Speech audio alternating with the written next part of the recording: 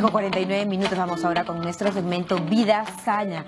El reciente caso de un adolescente quien contrajo la mortal ameba come cerebros en una piscina pone en alerta a los padres de familia. Conozca usted algunos casos en los que los parásitos fueron extraídos de forma exitosa de sus huéspedes. En el mundo existen muchas variedades de parásitos, siendo los más nocivos los que invaden el interior del cuerpo humano. Estos organismos invasores pueden desencadenar enfermedades que podrían ser letales si no son diagnosticadas y tratadas a tiempo. Uno de estos parásitos es la Naegleria fowleri, conocida como la ameba come cerebro.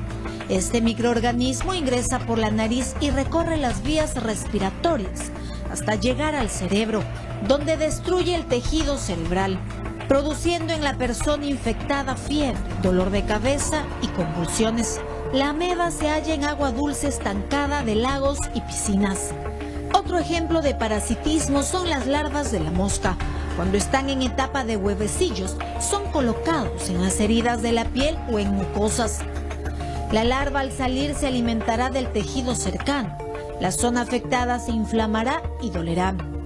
Un caso conocido fue hace 2 años, cuando una oftalmóloga usó hojas de albahaca para retirar un gusano de 3 centímetros de la zona del ojo de un adolescente. El fuerte olor de la planta hizo salir la cabeza del parásito, momento que aprovechó la especialista para sacarlo con una pinza.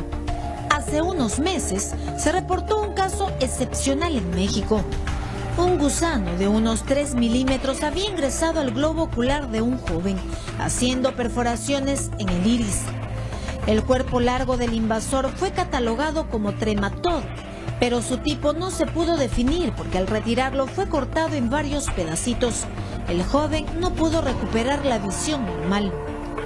Estos son solo algunos tipos de parásitos que podrían invadir el cuerpo humano.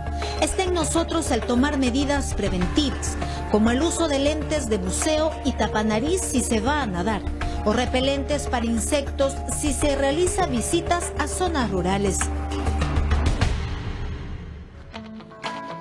Visitas a zonas rurales, pero también en las zonas urbanas los encontramos. Vamos a preguntárselo a nuestro invitado, el doctor Manuel Espinosa Silva, infectólogo del Instituto Nacional de Salud. Doctor, bienvenido. Ante todo, buenos días, gracias por la invitación. A nombre de mi jefe, el doctor César Cabeza Sánchez, del Instituto Nacional de Salud. Claro que sí. Los parásitos, acabamos de ver, ¿no es cierto?, cómo habitan en general en nuestro día a día, en nuestro hábitat, atacan a niños, a jóvenes y a adultos. Quisiera empezar con la ameba come cerebro, que está atacando, por ejemplo, viene el verano, se lo encuentra en piscinas, afecta el cerebro. ¿Cómo actúa este organismo, microorganismo patógeno, doctor? Sí, tu pregunta es importante, solamente recordar que tenemos una serie de microorganismos. Un grupo de ellos son los parásitos. Hay parásitos muy pequeñitos como esta ameba. En verdad, estas amebas, nosotros le damos un nombre general, amebas de vida libre. Son enfermedades bastante raras, no son comunes y tienen mucha relación más con la calidad del ser humano. Nosotros como seres humanos tenemos nuestra forma de defendernos y lo usual es que yo me defienda de cualquier elemento extraño que entre en mi cuerpo. Pero por algún motivo algunas personas no tienen esa capacidad. Es por eso que cuando estos seres microscópicos, estas amebas pequeñitas que se mueven como una gelatina, ¿no?, y se alimentan de bacterias que están en su medio acuático posiblemente, por accidente uno entra a la piscina, entra a agua estancada, ¿no? En la selva es frecuente bañarse en recodos de los ríos. El agua entra a las fosas nasales. Este caso conocido del niñito Mateo de 12 años, si no me equivoco, provenía de la selva, doctor. Claro, posiblemente. Que nos hizo tener mucha atención, por ejemplo, en estos microorganismos que es el come cerebro, ¿no? Claro, esta ameba de vida libre posiblemente entró por las fosas nasales y justamente hay una conexión prácticamente directa, ¿no? ¿Cómo ataca? ¿Por dónde ingresa al en este caso, por las fosas nasales, ¿no?, hay una lámina llamada lámina cribosa que justamente entra a la cavidad cerebral. Entonces, primeramente las meninges, que son la cubierta del cerebro, es como una envoltura, son las primeras en afectarse. Se confunde mucho con meningitis, ¿no? Claro, es que meningitis es un término amplio. Dice inflamación de las meninges, que puede ser por un virus, una bacteria, un parásito, un hongo, etcétera. Entonces, no sabemos qué es. Es mortal. A veces, si no tenemos, digamos, el enfoque terapéutico clínico adecuado, demoramos mucho, el daño que se hace es tan grave que puede llevar a la muerte. Claro, ahora, si nosotros nos damos cuenta que algo está pasando, inmediatamente acudir al médico, ya lo sabemos, pero si no se recibe el tratamiento, podría incluso ser mortal. ¿Qué síntomas presenta un cuadro en el que se ha sido atacado por parásitos como, por ejemplo, esta ameba? Claro, y creo que en el pequeño documental que ustedes pasaron está claro, ¿no? Fiebre, dolor de cabeza, por supuesto, porque es un elemento extraño que está inflamando y ocupa espacio, es como que se hincha, ¿no? Se hincha. Por ende las convulsiones. Y entonces, al hincharse, la cabeza duele tremendamente y luego se forma como un foco, ¿no? Que provoca convulsiones, alteración de la conciencia, puede incluso de repente el niño quedar como dormido, ¿no? Etcétera. Puede atacar a un adulto también. A cualquier edad, niños, adultos, cualquiera puede ser atacado. Algo que mis maestros, y creo que lo repito siempre que acudo a una entrevista de este tipo, es que no existen enfermedades, existen enfermos. Por ejemplo, el caso de esta infección ocular por este gusanito que no fue identificado, pero que creo que después hicieron un estudio y encontraron que se llamaba Dactylogirus. Es un gusanito, vamos a decir, plano, como las tenias, como la solitaria, más o menos, ¿no? O sea, son unos planos, un trematoide. Lo más conocido para el Perú sería, lo más parecido sería lo que llaman en la sierra alicuya.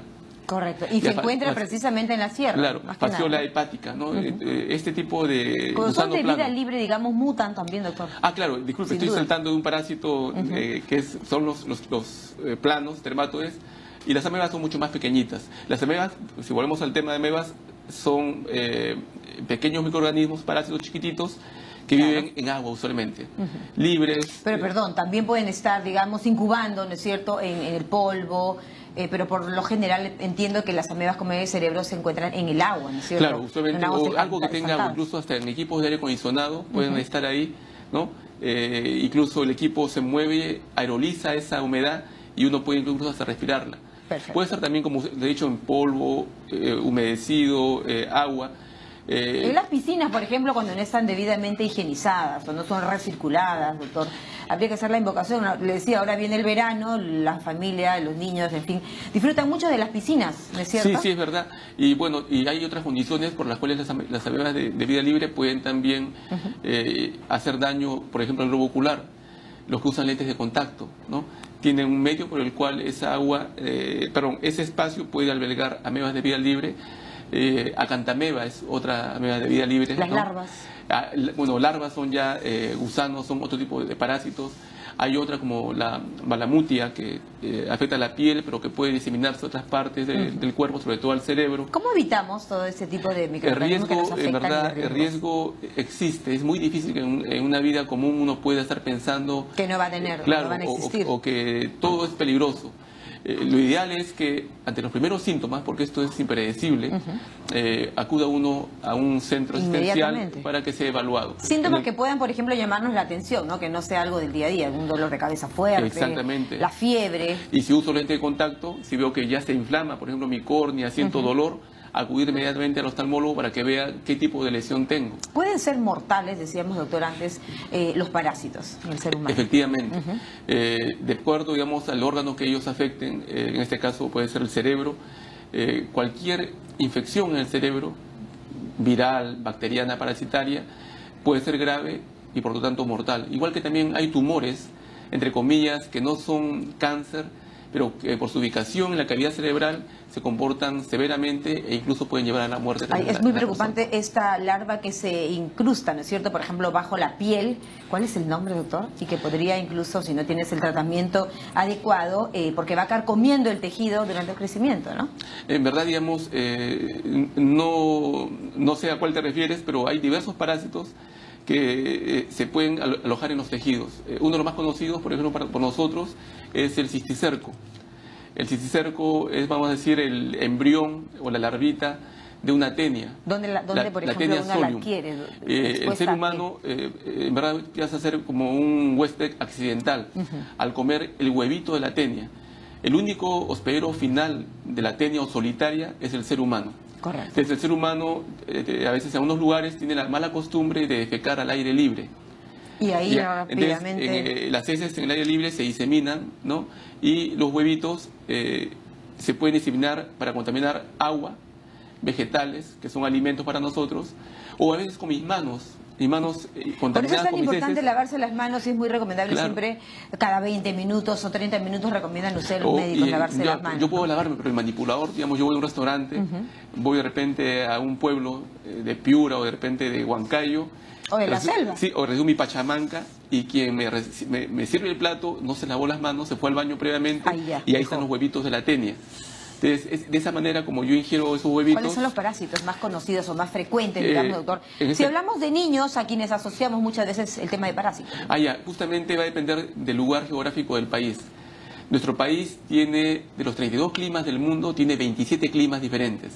Y por supuesto tiene 8 regiones naturales. Y vamos a hablar de las 3 más importantes. Tenemos la costa, la sierra y la selva. Pero entre ellas hay más regiones en altitud y flora y fauna. Por ejemplo, en la costa son más frecuentes algunos protozoarios. Por ejemplo, Giardia lamblia es bastante frecuente. Giardia es un parásito que al niño puede darle diarrea y muchos gases. Correcto. Y mala asimilación de alimentos. Es un protozoario, vamos a decir, muy parecido a la ameba o sea, si el niño tiene estos indicadores, ¿no es cierto? Estos síntomas, diarrea, ¿qué más? Gases, flatulencia, eructa, muchos peditos, ¿no? Parásitos. Uno debe pensar en parásitos. El niño puede... ¿Cuál es el tratamiento en este caso? Hay medicamentos, bueno, el manejo es comer sano, para empezar, en lugares seguros, ¿no? La higiene de manos y medicamentos, hay muchos imidazólicos. Puede haber un nombre y además que aquí el tratamiento en el caso de un niño por lo general entiendo que puede ser tipo jarabes. Exactamente, ¿no? Por ejemplo, metronidazol hay en jarabe, hay en comprimidos. Ampollas bebibles. Hay diversas presentaciones de medicamentos para los parásitos, hay modernos antiparasitarios. Otro parásito frecuente son las lombrices. Debe haber visto de repente videos con niños pequeñitos incluso que vomitan y botan la lombriz por la boquita. Otros son los oxiuros. ¿Cuál es la mejor forma de eliminarlos, no? Hay diversas formas, hay diversos esquemas, hay diversas políticas. Una política para algunos colegas, sobre todo los pediatras, es tratar a toda la familia, que es el núcleo más importante. Claro, y ahí se procede también al cambiado de las sábanas, el cuarto, la higiene. Sobre todo para los oxiuros, que son para muy comunes en los niños, ¿no? Como infectólogo es uno de los parásitos más difíciles de manejar porque el niño, la madre viene desesperada, ¿no? Porque le pica el potito. Ella revisa la región anal y encuentra justamente a las hembras que salen a poner sus huevos. Le dan tratamiento y al poco tiempo vuelve lo mismo, el niño se vuelve a reinfectar, etcétera, etcétera, etcétera. En verdad son cientos de parásitos. Hay que hacer un seguimiento, ¿no? Constantemente, no solamente en el niño, sino en la familia. Bueno, los mensajes finales y las recomendaciones para evitar ser huéspedes de estos parásitos, algunos más peligrosos que otros, como por ejemplo hemos visto en el caso de las amebas como el cerebro. Claro, para empezar, yo imploro, en este caso a los colegas, que nos juntemos más con el sector de educación. Correcto. La mayoría de nuestros niños son educados por docentes. Entonces los docentes tienen que tener esos conocimientos básicos, lo que tú has dicho, y me gusta mucho, higiene de manos, por ejemplo. La higiene de manos es esencial, es básica. No solo en los niños, en los adultos, cada 20 minutos recomiendo. Y no solamente evita parásitos, evita incluso infecciones respiratorias, o las disminuye en todo caso. Ante cualquier molesto síntoma, acudir a un centro asistencial. Tenemos al Ministerio de Salud, al cual yo represento, salud, clínicas privadas, etcétera, en donde justamente van a manejar al niño y según el tipo de parásito van a elegir un tipo de tratamiento. Excelente, doctor. Muchísimas gracias por estas recomendaciones, por ponernos la idea o la situación más clara. Y es así de simple, ayudamos mucho en no tener parásitos en nuestro organismo, también con el lavado de manos y la prevención. Gracias a nuestro experto, el doctor Manuel Espinosa Silva, infectólogo del Instituto Nacional de Salud. Gracias, y en el siguiente informe vamos a poner en entredicho una creencia sobre uno de los componentes de este alimento ovoide, como es el huevo. Interese de más. El huevo es un alimento nutritivo que forma parte de nuestra dieta. Es una fuente rica en proteínas y minerales, pero se cree que su componente, conocido como yema, produce colesterol malo en la sangre, llamado médicamente lipoproteína de alta densidad, en siglas HLD.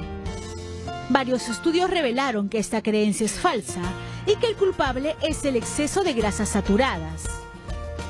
Este alimento ovoide tiene ácidos grasos insaturados que limpian las arterias coronarias. Incluso aconsejan comer huevos cocidos en lugar de crudos para prevenir la bacteria de la salmonela. Lavar los huevos antes de refrigerarlos para evitar las bacterias y gérmenes no dará resultados. Lo mejor es hacerlo antes de cocinarlos. También se cree que los huevos rosados son más nutritivos, pero la tonalidad no influye en la calidad ni en el valor nutricional. Ya lo sabe, si desea comer huevos, hágalo pero no en exceso. El Instituto Nacional de Salud recomienda el consumo de un huevo diario.